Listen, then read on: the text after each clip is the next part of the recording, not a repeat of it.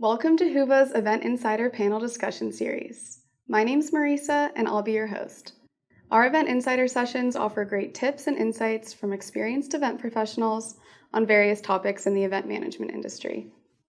In today's session, we will be discussing event project management with guest speakers Genevieve Kulaski, Certified Meeting and Event Planner at Meetings Northwest, and Amy Palermo, Chief Content Director for Education at WOSU Public Media. If you're interested in viewing more content for event organizers, subscribe to our channel where you can see more interviews with top event professionals and new content on the latest event industry trends. Now let's get into the discussion. All right, hello everyone, and welcome to Whova's Event Insider Panel session. I just want to start off by introducing myself. My name is Marisa, and I will be the host and moderator for today's panel.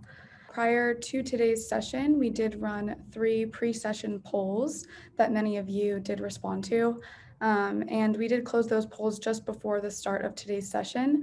So I'd like to go ahead and share some of those responses for you all before we officially get started with our discussion today. So the first poll question was, do you have a dedicated project manager on your team? And 52% of respondents saying yes, 48% responded no for this question. And then for that second poll question, it asked, do you use spreadsheets or project management software to manage your event planning tasks? For this one, we have 71% using spreadsheets and 29% indicating that they used project management software. And the third and final poll asked, how frequently does your event planning team sync up leading up to an event? To which 30% responded that they sync up about every other week, and we have 45% indicating that they sync up about 1 to 2 times per week, 20% indicating that they sync up between 3 and 4 times a week, and then just a small 6% say that they sync up about every single day leading up to an event. I appreciate everyone who shared their thoughts in these pre-session poll questions before the event started today. It's interesting to kind of see what you all think about these questions before we really get into our discussion. So again, thank you for responding to those polls. And of course, we are going to be touching on these pre-session poll topics during our discussion among a variety of other topics on the topic of event project management. Let's just get right into it. Just to start us off, would you both tell us about your event planning process in general? And Amy, I'm going to start with you. How time-consuming, overwhelming are your busiest days leading up to an event? So this event that we put on is a volunteer position. So I have another full-time job. They're all related, but I will say that it gets hectic because we're all juggling multiple hats. I'll also say that this is the 13th year. We just finished our 13th year of holding this event. So I'm much less stressed as I used to be. I started off knowing nothing and learning along the way. Probably a month prior is my biggest crunch time because that's when we're sending things off to the printers. But yeah, I mean, it gets busy, no doubt at the end, but years of experience kind of teaches you how to deal with the different problems that arise. Yeah, I can believe it. And Genevieve, what about you? Sure. So ideally, if we can, we like to start the process about a year in advance, and that allows us to slowly ramp up as we get closer and closer. The busiest days are definitely that week before the event. No matter how far in advance you're planning or how well on task you are, there's always those last minute things that come up. And you're trying to pack while people are still registering, doing printing while there's changes being made. So it's always the hardest week. So if there's any way to put any other projects aside so you can just focus that week, it at least helps to make it a little bit less stressful for that week before. Yeah, definitely.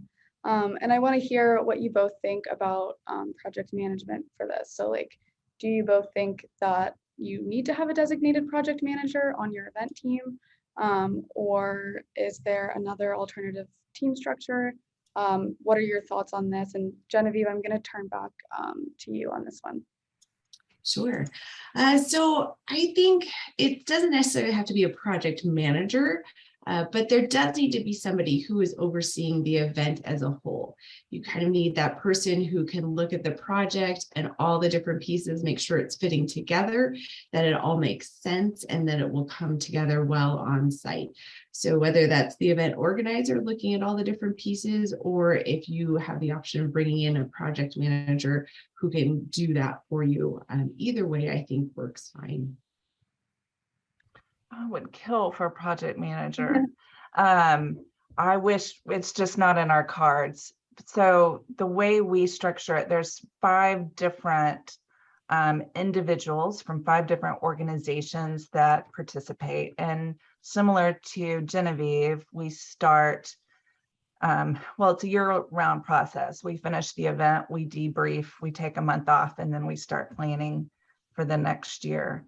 So we have it split up so that each of us manages a different area of the conference. So in a sense, you are the project manager for that area. There's so many interlacing pieces though, and that just gets handled for us through monthly meetings up front.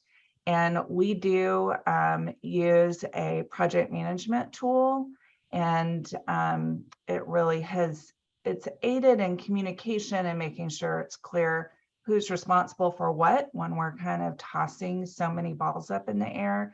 But it also helps build that institutional knowledge. So, and I know we'll talk about that more moving forward, but that's been a great tool to help remember what we did the year before, but also for others to step in when it's needed. Yeah, and that does lead perfectly into this next topic that I kind of want to focus on is how are you tracking those tasks? No matter how you split them up, someone's got to be tracking the tasks somewhere. Even if there's not an overall project manager, everyone's acting, as a manager of their own pieces of the puzzle. So do you use spreadsheets or project management tools? I know, Amy, you mentioned that you are using a software platform, but what do you recommend in general? Do you think all event planners need to be using a project management software, or a spreadsheet sufficient? And Amy, you can just go ahead and start with this. Well, I've got to give some love out for that poll that came in before with all my spreadsheet nerds out there. I love my spreadsheet. Yeah. I use it. Part of my conference responsibilities is for the app. And so it is an organizational tool for me for all of those tasks. And I'm happy to get into more detail if it's of interest to anyone how I use that spreadsheet. But we use Trello. We use the free version. We have tried a couple of different free apps because we don't have funding for project management tool. And Trello is nice and simple. We're huge Google Docs users. And so it just integrates very easily, and it's easy for us to assign tasks to different people regardless of who is responsible for that particular, or I guess pieces of an assignment. So we couldn't do it without project management tools. We have, but it's easier for things to slide through the cracks. And I think if your team is proficient and everybody understands spreadsheets and how the system works, I think it can work too. It's just easier with a project management tool. Yeah, totally. I mean, I think definitely it depends on what your team structure looks like, first and foremost. Of course, for larger teams, maybe it is beneficial to have that project management software. But of course, like you said, you can build a spreadsheet that's just as detailed and work just as well as project management software. But Genevieve, I want to turn to you and see what you think on this and what your process looks like for tracking tasks. Sure. Yeah, I use both. So it depends on the event and how many people are involved in the planning process. If it's relatively easy, spreadsheets are great, and it's easy to just pull one from a previous event and update the deadlines and keep moving forward. But the more people you get involved, it's nice to have that project management tool. And we actually use Monday.com, and it is similar to Trello, a free platform that you can use, or there's paid versions you can increase. And it is really nice to, when you're doing multiple events at the same time, because you can have all of your deadlines in there and it'll overlap into one nice big timeline for you. So you can keep track of multiple deadlines across multiple events. And similar, you can assign tasks to people, you can collaborate within Monday, you can share documents, and there's a million different add-ons and automations that Monday provides. So it's a tool that we found that works really well for a variety of options that we're doing. And the more you use it, the more you find that you can do with it. It's pretty amazing. Awesome. And so what features are most valuable to your team, like in a project management software? What part of Monday.com is like really helps you, get everything done and stay organized? For me, it's where it pulls together the multiple events into one calendar for me. So I can see my deadlines from everything that I'm planning in one place, and it'll break it down for this week, next month. So you can get an overall picture of where you're at and how all of those different deadlines are going to fall together. So it's one big overview picture, and then you can dive into each of them individually. Yeah, having that visual aid, I'm sure, is really helpful. Thanks for breaking that down for us. And then I want to move on to this next topic, which I think is going to be especially useful for newer event planners. So in your experience, what are some aspects of the event planning process that newer event planners are more likely to neglect or forget about? And how do you make sure to incorporate these parts of the process into your plan so that they aren't missed? And Genevieve, I'm going to turn to you first for this one. Take time to walk through your event from the attendee perspective and start at the beginning, from the registration process through on site and even through your post communication, and make sure that it all works, that everything you're planning is actually going to work from the attendee side. Think about it in every way you can from their side, because sometimes things that make sense on our end might not actually turn out to work and make sense on the attendee side. And then while you're doing the full walkthrough, you're in some meetings ahead of time and also in the venue, so you're actually in the place on a site visit and can see, do you have the right signage in the right places? Do you need more signage somewhere? All of those kinds of little things make a really big difference in the end. And then also playing that what if game and walking through those scenarios of what if the power goes out, or what if we can't print on site, and all of those kind of what if games, playing that as you're walking through the whole event, so that if something does happen when you get on site, you've talked about it and you've made a plan and you're not having to figure it out when it's actually happening. And it just helps take that stress out of the pressure of that moment when something might happen on site. Yeah, that's a great point. I like that, the what if game. And Amy, what do you think about this? Well, I think Genevieve's suggestions were fabulous. And so I will just build on that. And that's over planning and over preparation, which really goes into what Genevieve has said. I try to make sure that every task has an assigned champion for the event.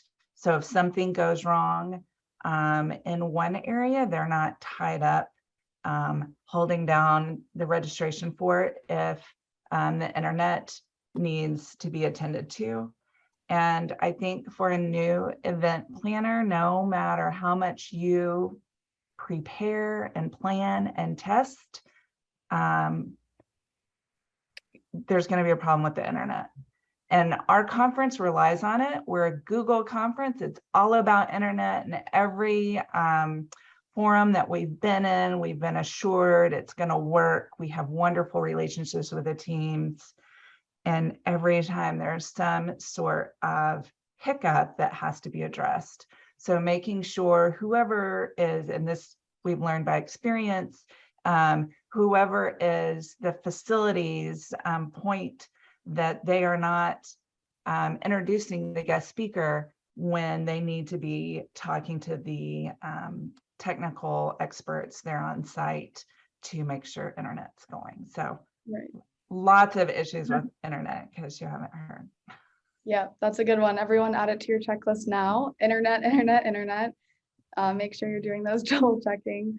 But thank you, Amy. And Amy, I'm gonna turn back to you. I want to talk about communication and meetings. I know we kind of touched on this a little bit, but could you go into a little bit more detail about what your communication schedule is like? How often do you sync up? And what do you prefer in terms of in-person sync ups or Zoom meetings, phone calls, and things like that? So we haven't had a preference in a while. So it's interesting that you posed that question. So we meet monthly. The team that puts on this conference are from all over Ohio, so it's not practical, even in a non-pandemic world, for us to meet face-to-face all the time. I will say it's much more efficient to meet virtually, and we do it, I think I said, monthly. I think if you can find ways to have those in-person meetings, it helps kind of build those relationships and the rapport amongst the conference staff, so that when you are going crazy because you don't have enough vegetarian meals and you bark something accidentally at another teammate, they're like, oh, she's a great person, she's just having her moment. So it definitely, because that, I mean, the stress of an event is immense. So it's nice to have those relationships, but by and large, it's monthly. I think maybe 2 or 3 months out, we start going to every other week, and then maybe a couple of times right before the event. But this, I'm with the team that's used to working together. We met more often, much more frequently previously in previous years. Okay, so you guys have a good system down at this point in time. That makes sense. Yeah, you've built that trust with your teammates over time, that they either know what is happening or know who to ask if something hasn't been addressed. Yeah, definitely. And what about you, Genevieve? In-person meetings are important if you can and when you can do them. We are also a remote team, and so we are communicating constantly, but then we have monthly meetings for the project planning. And then as we get closer, usually about 3 months out, we'll start meeting twice a month. And then the last month before, it'll be once a week, as we need to wrap up all those final details and get everything put together. And then my most important meeting is actually the debrief meeting after the event, where you can sit down and talk through everything, how it went, what worked well, what didn't, so you can continue to improve the process afterwards too. And what about your communication, in between meetings? How do you set up a system that keeps that communication efficient, so that you're not, going over something that you should be spending time on in the meeting, or vice versa? Do you have any recommendations or ideas on that, either of you? Monday.com, we have our tasks set up and they're assigned to people, and you can easily drop notes and comments in there about tasks. And then just day to day, we use Skype, and that's how we communicate among the team when you have to ask questions, or if just something comes up outside of what might be officially in Monday. It's an easy way to communicate across a remote team. Okay, awesome.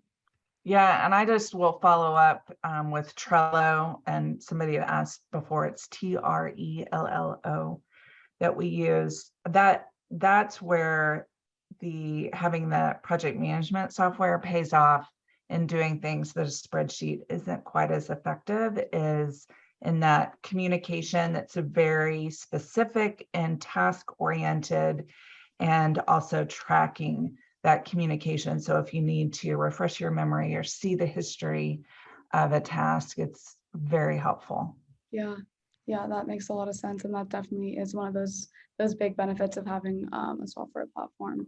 And it's great to know that you both use free versions, and that's really great for our audience to hear that a free version of these softwares can be extremely helpful in terms of that communication. So I want to move on to our next question, which kind of goes into a few things we've talked about. I want to talk about internal team conflicts. So especially when you don't have someone managing everyone on the team, you have everyone responsible. How do you keep people accountable? What do you do in the event that a team member misses their deadlines? how do you manage those internal conflicts in order to avoid productivity? Because that's what we're really focusing on here. And Genevieve, I'm gonna start with you here. So I think it's vital to set expectations from the beginning so that everybody on the team knows what's expected of them and that you have open and clear lines of communication, just like you would for any team, really. But if everyone knows their expectations, they know where to find their timeline, they know where their deadlines are, things always come up and everybody knows something's going to happen, and sometimes deadlines are missed. But if you have that good line of communication, you can talk about it when it's coming up, and then the team can either work around it or fill in as needed to keep the project going and moving forward. So the more teamwork you have, the better communication you have, the better you can all work together no matter what comes up. Yeah, that's great advice. Amy, what about you?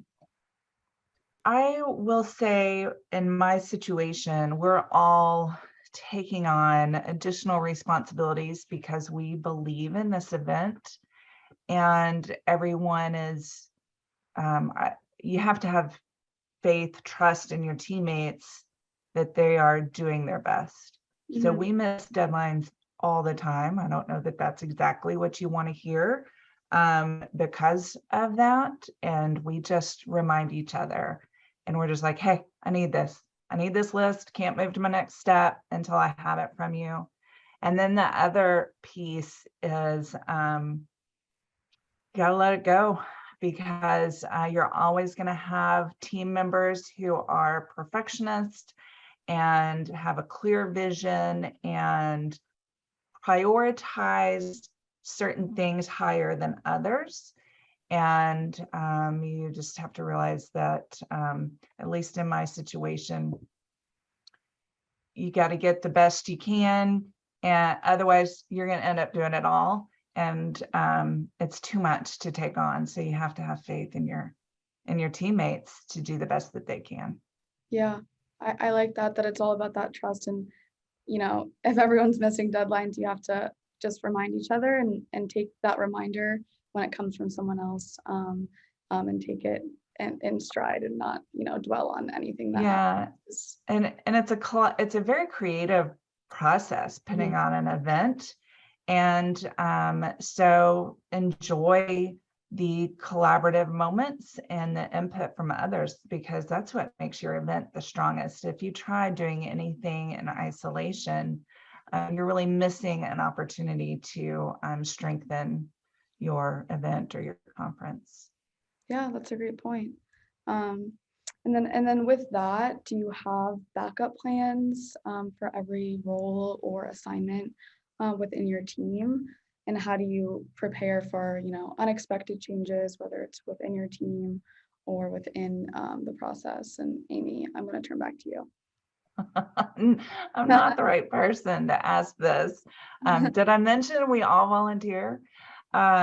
So I will say we communicate enough with each other that we have a pretty good idea of what's going on in the different areas of the conference, and pretty good records of any contracts that have been signed or deadlines that are coming up.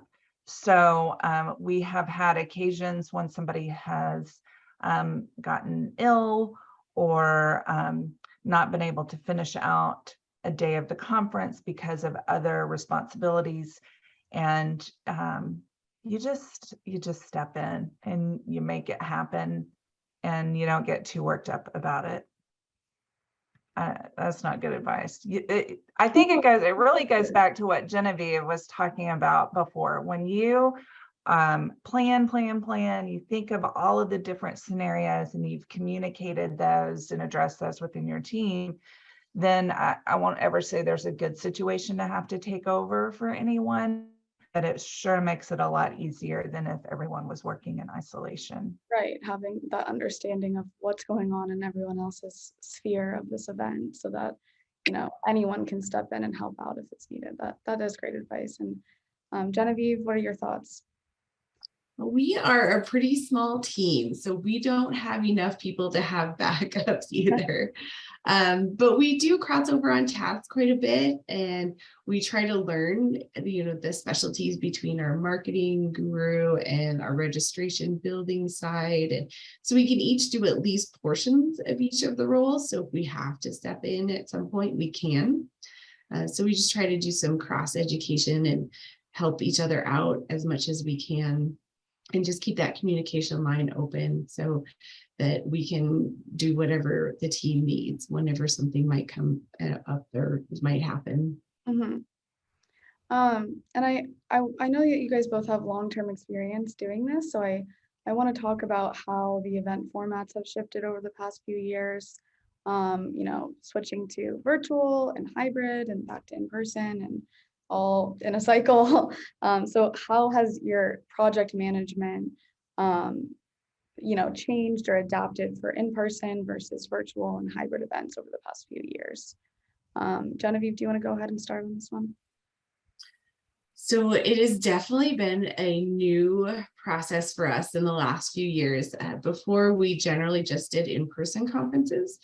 And then when COVID hit, everything switched to virtual. And so we had to get really good at virtual really quickly and find some good tools and things that would help us through that process.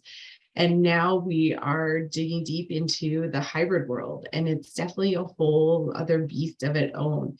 It brings the in-person and the virtual together into one kind of monster event.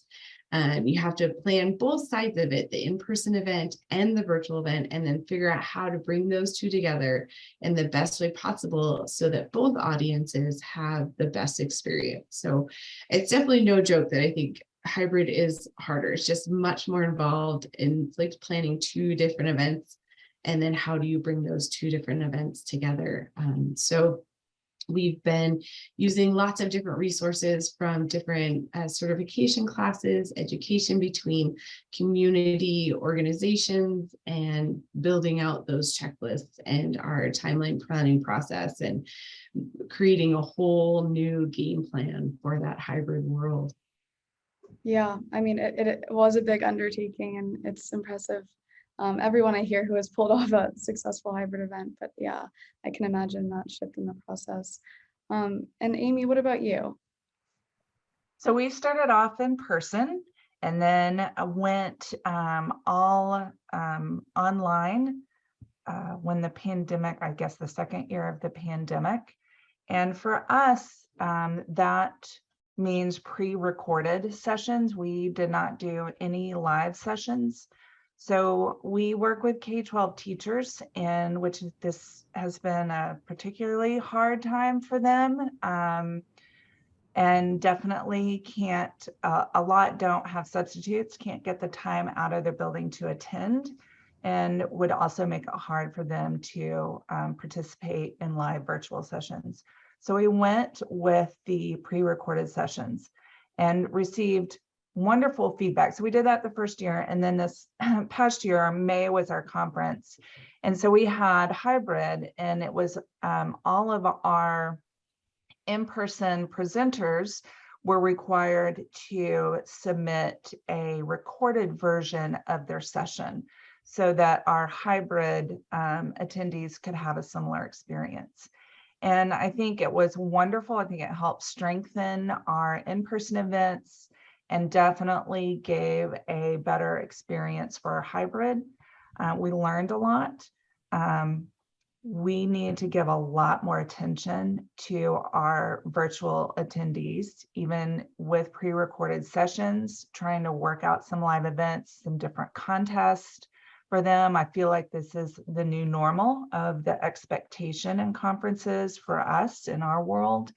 And so we thought we weren't thinking enough about that attendee experience when they're seeing announcements about things happening live and live meetups, and not having that for the virtual. Even though the recordings, the sessions were recorded, they needed some of that experience too. So we will definitely be putting a lot more into that this year. And then the other thing that I have to tell you, because that's part of this planning, is Huva is constantly adding new features, constantly. So when I turn up to start planning my app, I'm like, oh my gosh, there's all these new things. So my advice, for what it's worth, is I click on every page and I look at every link. And when I see something, there was a lot of new like marketing features, especially that I just didn't have the bandwidth to take advantage of on my spreadsheet, my little timeline. I went and added it like I knew I was going to do it 2 months ago, so that when I copied that for the next year, I was ready. So it's become so much more important, and I appreciate Huva's attention to that digital engagement piece and the visual aspects. I think our participants expect more than like with being able to do some dynamic announcements. So I by no means land it all, but I pretend like, had I been on top of things, Right. here's what would have gone in my timeline so that I can hit it the next year. Well, yeah, I mean, it's definitely a learning process, and I think that's a great point of, having everything that you're exploring, whether it's in the app or, a different part, like put everything in there and don't leave anything out, so that it's better to miss something on the checklist that's like an extra rather than having to figure out what you missed and didn't even put in your plan. So I like that. And Genevieve, what are your thoughts? So very similar. I think you're taking advantage of all of your tools that you can. And I love our team at Huva, because they always say, hey, did you see this? Because we've added this and we've done this, and incorporating as much of these new things as we can to help improve those experiences. And when we go to a client and say, we have this tool for you to use, it was originally built for in-person, but now look at everything that they've done for a virtual side, and here's how we can combine it to make this great hybrid experience. And being able to give people those options for all of those different things, it's really fantastic. And to use something that has a broad range of options that improve both sides of the audience is really great. Awesome. Yeah, thanks for sharing that. And for my next question, I just want to ask you about resources, anything that you could recommend in terms of, I know you've mentioned both the project management software you use, Trello and Monday.com. If there's any online, courses or, tools for learning for newer event planners that you could share with the audience, that would be awesome. I'm a really big fan of Leadership Institute. I've taken a few of their certification classes, and they are really good about keeping things up to date and current for whatever it is we're going through. So in the last few years, they've created a event and meeting management certification, as well as a hybrid and virtual event director certification. And then for new planners, they have event and meeting management fundamentals, and all their instructors that I've had are really great. Plus, it helps you build a community of resources and people you can reach out to. They give you templates and timelines associated with the classes. So I'll share some of those. I'll put some links in the chat. And then for just some really great templates, the Skift website, they had a blog. It was back in 2019, so it was pre-COVID, but they have 61 templates that cover all areas of the event planning process, from meeting design to budgeting to RFPs, sponsorships, all kinds of great things. And so it's a place where you can pull some templates from, then modify them as you need them. So those are two of my biggest sources, that I really like, both of those. Yeah, that's great. And if you could just, send those in the chat, like you said, that would be really helpful. And Amy, do you have anything to add on to that? I don't. I'm going to be learning from Genevieve on this one, because we did a sink or swim and learn the hard way. Yeah, I mean, experience is the best resource. So that's great. And then my final question before we can head into that Q&A is, any final thoughts, essentially? Do you have any lessons learned or tips that you haven't had the chance to cover yet regarding the project management parts of running an event? And Amy, I'll start with you if you have any last tips. I just think I'm a list girl. I love tasks, and you cannot over communicate whose responsibility it is. And breaking things down into their smallest components, because it will help other teammates understand how their work impacts others, and also saves a lot of rushed work because you assumed someone else was going to cover something. Yeah, that's great. I love that. And Genevieve? I think it's important to figure out what works best for you and for your team, because there are a million different ways to put together your planning process and your checklist. And so if you know what works best for you all, go from there. And then finding good resources, getting involved in an industry community or an organization like Meeting Professionals International gives you places to reach out for advice, or you have questions like, what do we do in this situation? Or where can I find more information on this? And building that bank of resources that you can turn to is very helpful. And that's what we're here for. So again, I appreciate you guys sharing all of your experience with everyone here in the audience. We do have some great questions. I've seen a lot come through. So let's start getting into our live Q&A. We'll start with this question that has the most votes on our question list from Samuela, who asked, how do you deal with difficult, quote unquote, team members? For example, people who are not doing enough for the event to be successful.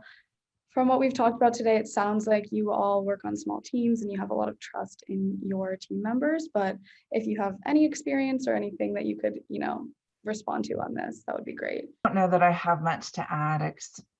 In our situation, if somebody is dropping the ball, it's because they don't know or they don't have the experience. It's not because they don't want to do a good job. So there's occasions when we go in and ask if they need help or share ideas, but it's not a situation where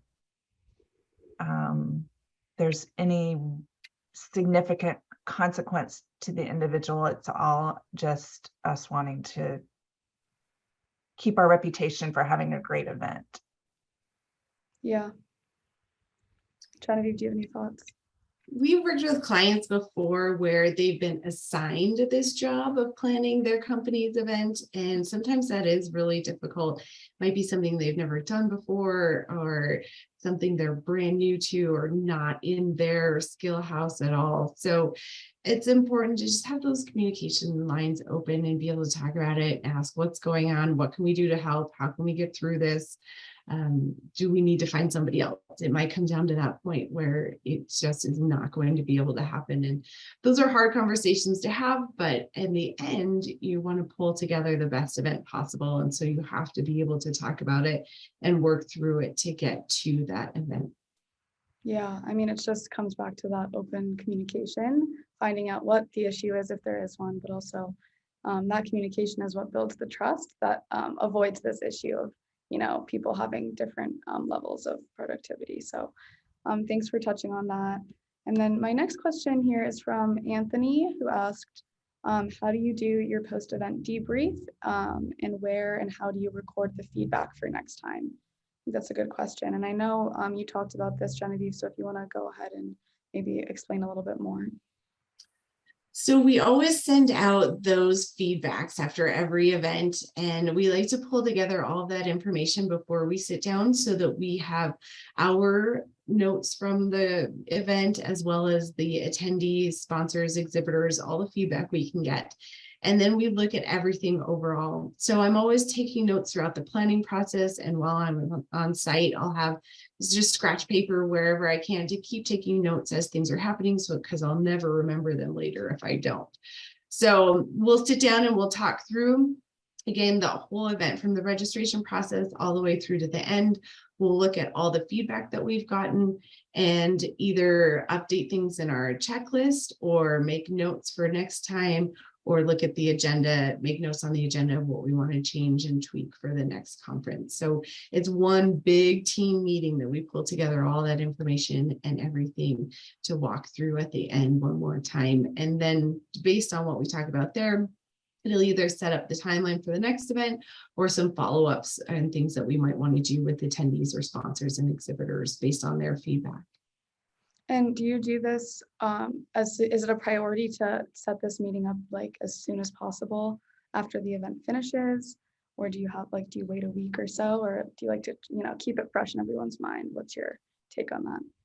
If you can do a quick one right before everybody leaves on site, that's kind of ideal to get those notes and from everybody while it's still fresh in your mind, just so the planning team really quick before everybody goes back home, and then do the big debrief once you've given everybody a chance to fill out those feedbacks. So a week or two afterwards. Okay, yeah, definitely. Do you have anything to add, Amy?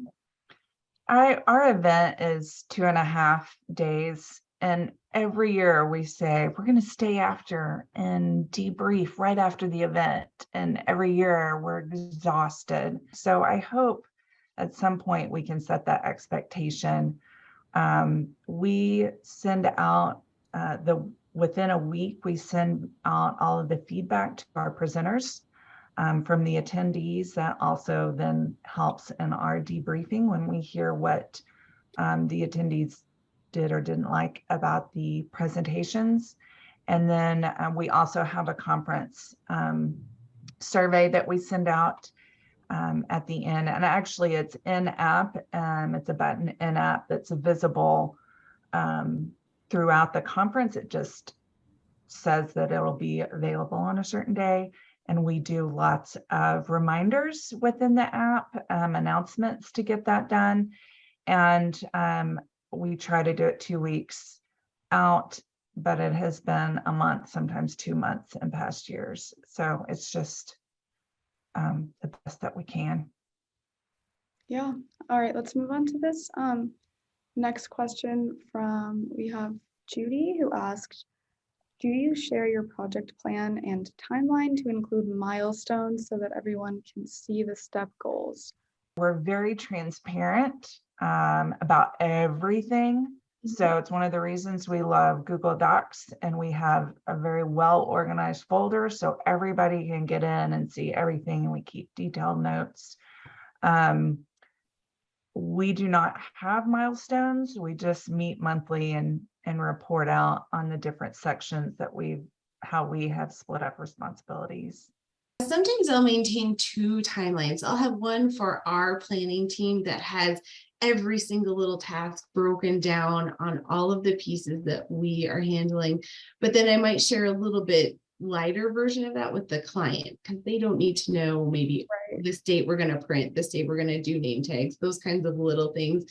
But there's information that we need to get from the client in order to do our part. So I might do 2 kind of based on the event and what information we're going to be getting from the clients to complete our tasks. Do you ever get specific requests from your clients on this type of thing? Like, can you keep me updated on XYZ, or like at once a week, every day, can you send me an update? Do you ever find that you have to shift your plan based on the client's request?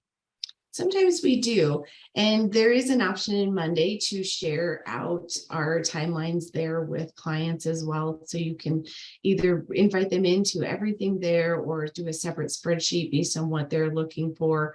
We also try to give them as much reporting as we can on the registration side. So if they want to see their numbers and how things are going, we can give them a link from the registration software so that they can go and see how many are registered, what sessions are the most popular, and they can pull that anytime. So then it helps alleviate a little bit of that on our side if we can make them a little bit more self-sufficient and they don't have to wait on us for reporting either.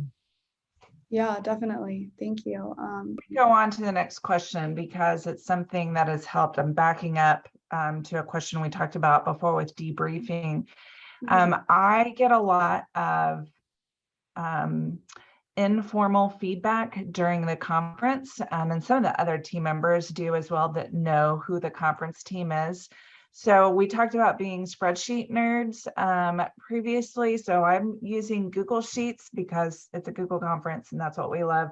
So I use it like a notebook, and not only I've got a tab for my deadlines, but I also keep it open all the time. And during the conference, I capture the comments that people come up or complain about or thank us for on the fly, because sometimes they won't take the time to tell you the good things in the post survey.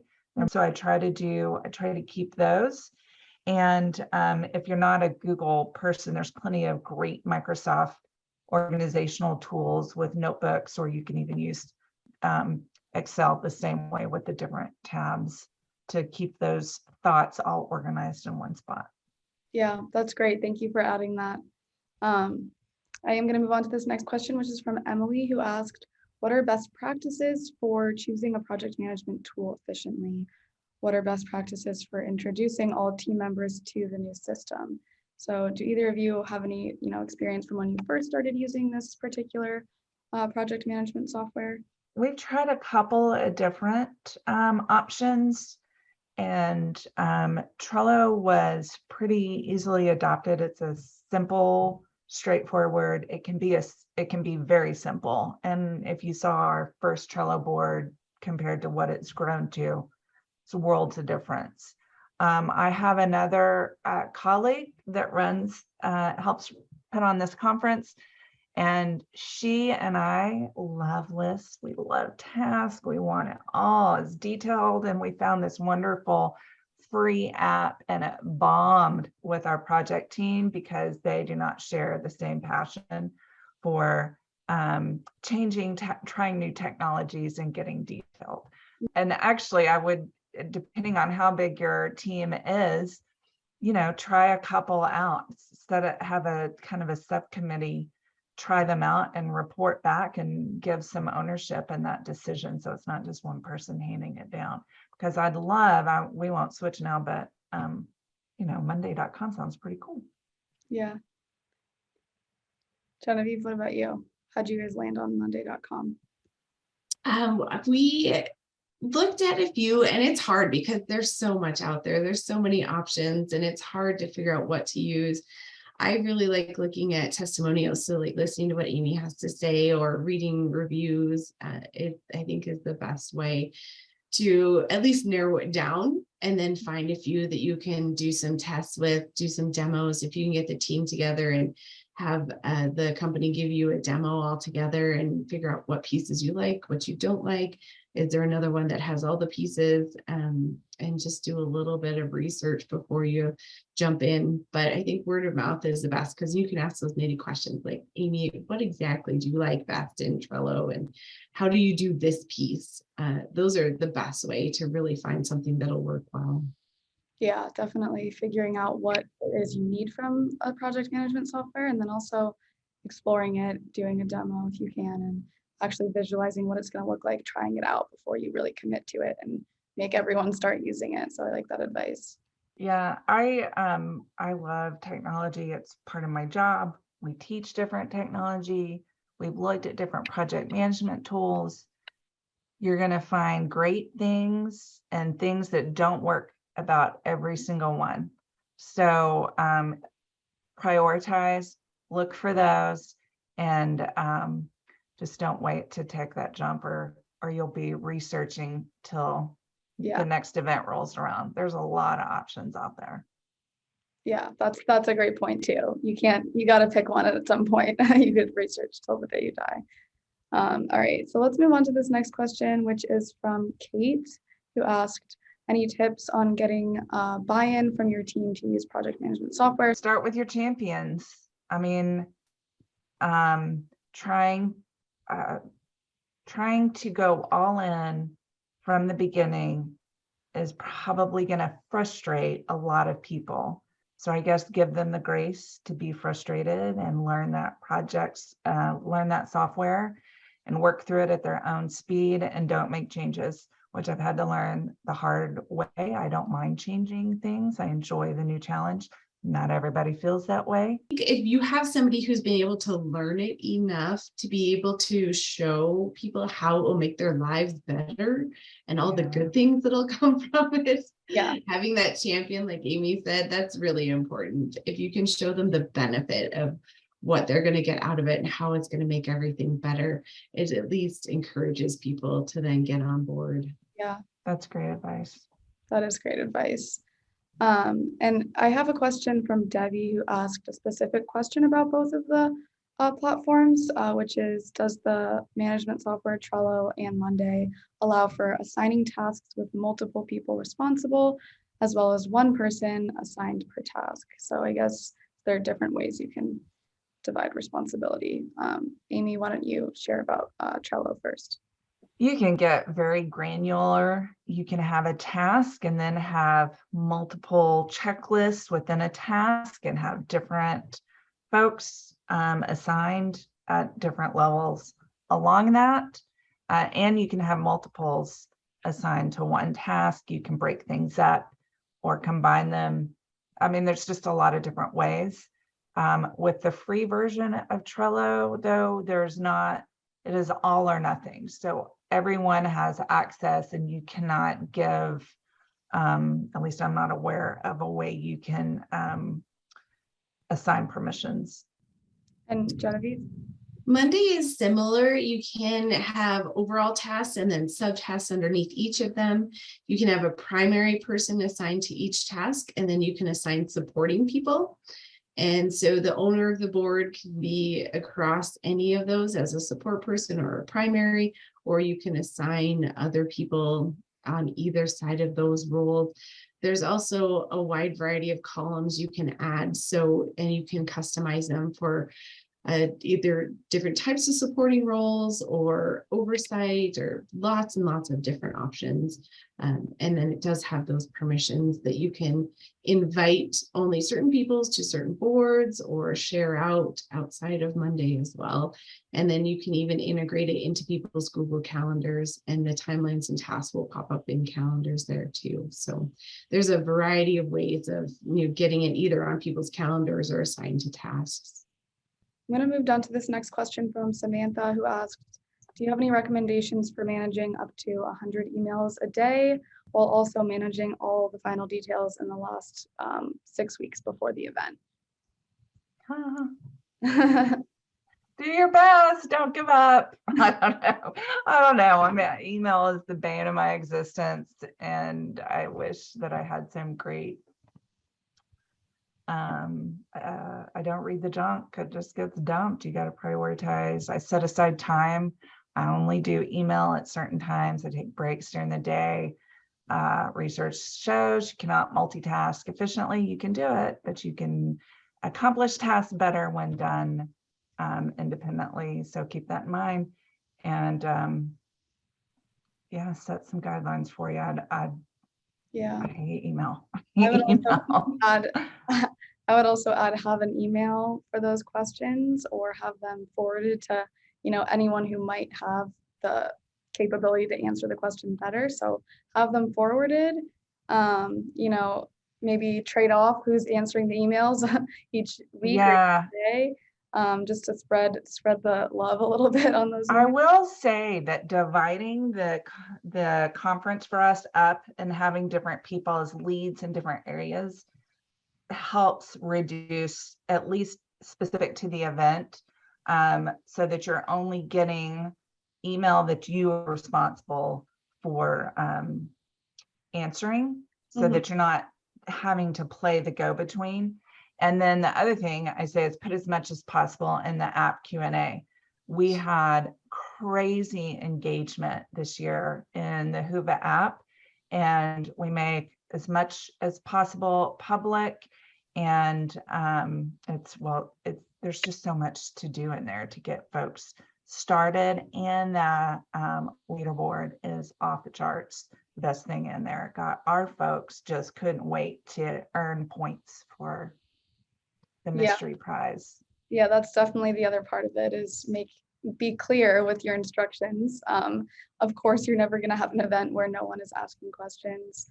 No matter what, that is going to be the case with emails coming in, but as much information as you can send out ahead of time will hopefully help reduce that.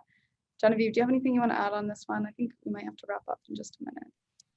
I think you guys hit everything on the head. It's definitely the hardest thing to do, and you just got to work your way through it and find what works for your team. Yeah, great. I'm looking at the time. It is 9. Does anyone have final thoughts before we officially wrap up? Anything you want to say to the audience as your last piece of advice or goodbye?